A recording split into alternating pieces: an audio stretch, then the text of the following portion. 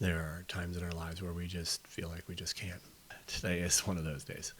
We'll jump in and talk about talent, but just be aware. I don't know. It's a lot of heavy stuff going on and a lot of difficult topics that are happening right now and conversations, and they're all good. Don't get me wrong. They're all good, but it's just a lot.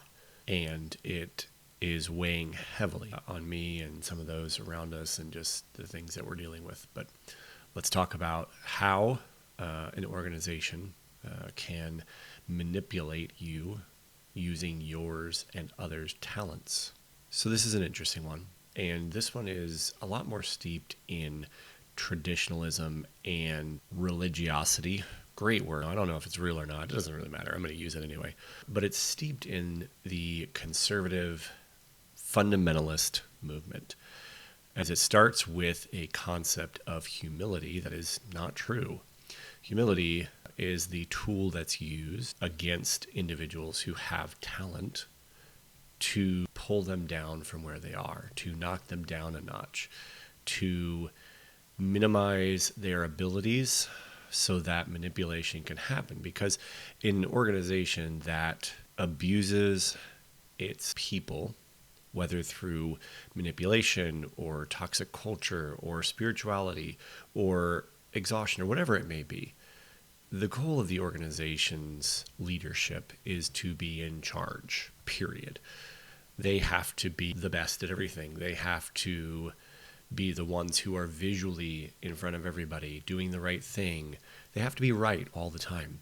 So when someone comes across their way that has great talent, that is perhaps better than an individual at whatever it may be. It doesn't matter what the talent is. But whenever someone comes across that's better, they feel the need to bring that person down, to degrade them, to minimize their abilities and their talents. And they use the concept of humility to do this. And I read a story recently that someone posted about an incident where this individual was told that someone else was needing to be humiliated so that they could be, I'm sorry, not humiliated, humbled. Same word. It just makes it sound better if you say I'm humbling them, because that puts you in the position of being a spiritual authority because you're doing the right thing. You're doing God's work in that situation. But that individual was needing to be humbled because they asked questions, or because they believed differently, or because they had great talent, but they were not the exact attitude that the organization wanted. So the way that this works is the manipulation and really abuse. It's flat out abuse. The way it happens, though, is when someone with talent disagrees with the leadership, or when someone with talent has talent greater than the individual in charge or individuals in charge, they find opportunities to degrade them.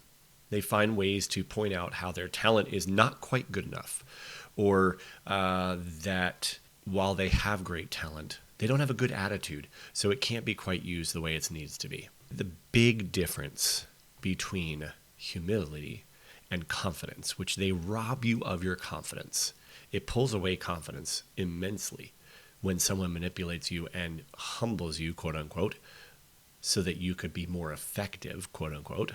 This manipulation happens by robbing you of your confidence. Confidence is knowing your abilities. It doesn't mean that you're proud of them. It doesn't mean that you flaunt them. It just means that you're capable and you understand your capabilities. The concept of humility is not that you apologize for your capabilities, not that you don't have confidence. You can be confident and humble. Humility is not taking credit for something that's not yours, right? So while I am confident in my abilities, I know that some of my abilities were given to me by God as a gift. That's it. I'm willing to and happy to admit that. I didn't develop that on my own, but that doesn't mean that I'm not good at things. It doesn't mean that I'm not capable of taking care of things or doing certain things or have certain talents musically, theatrically, business-wise. All those things are capabilities that I have. The humility part comes in if, for me, knowing that those were not my development. Confidence says that I know what I'm doing. But you can't have confidence in an organization that sees talent as an opportunity to manipulate and bring people down. Again, I know this is tough. I know this is hard. It's a lot that we talk about. I'm grateful for all of you who are on the journey with us on this. Stick with us. We'll get through the hard stuff. See you guys on the next video.